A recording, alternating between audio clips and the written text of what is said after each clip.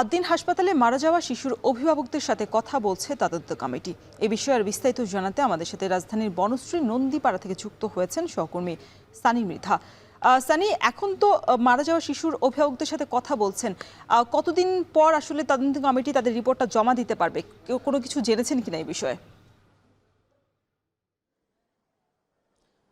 এরই মধ্যে কিন্তু তারা ঘোষণা দিয়েছে আসলে ৩ জুন তদন্তর প্রতিবেদন জমা দেওয়ার কথা তারা বলেছে। এর আগে কিন্তু গতকালকে প্রথম পর্যায়ে যখন দুর্ঘটনাটি ঘটে, এই দুর্ঘটনা ঘটার পরে কিন্তু ৩০ মে কিন্তু এই দুর্ঘটনার প্রতিবেদন জমা দেওয়ার কথা ছিল বা এটা প্রকাশ করার কথা ছিল। তবে সেইটা পিছিয়ে কিন্তু আবারও ৩ দিন সময় নেয়, অর্থাৎ এখন ৪ দিন সময় নিয়ে ৩ জুন কিন্তু সেই তদন্ত প্রতিবেদন জমা দেওয়ার কথা তারা বলেছে। তবে এখন পর্যন্ত তদন্তর অগ্রগতি নিয়ে কিন্তু খুব বেশি কিছু আমরা আসলে জানতে পারি না। আমরা এই মুহূর্তে নন্দীপাড়ার যে নবজাতকের বাসায়, যে নবজাতক সেই আদ্দিনের ঘটনায় মারা গিয়েছেন, তাদের একজন অভিভাবকের বাসায় আমরা আছি। এখানে হাসান নামে যে অভিভাবক রয়েছেন তার কিন্তু যমজ সন্তান ওই ৬ জনের ২ জন ছিল, অর্থাৎ তিনি কিন্তু যমজ সন্তান হারিয়েছেন সেই দুর্ঘটনায়। তাদের সাথে এখন তদন্ত কমিটির ৩ সদস্য সাথে একজন ডাক্তার নিয়ে এসেছেন। সেই তদন্ত কমিটির সাথে মোট ৪ জন তারা আসছেন এবং তারা এখান থেকে আমরা যতটুকু জানতে পেরেছি বেলা ১১টা থেকে তারা সেই তদন্ত কমিটি পরিবারের সাথে কথা বলছেন, এখন অবধি কথা বলছেন।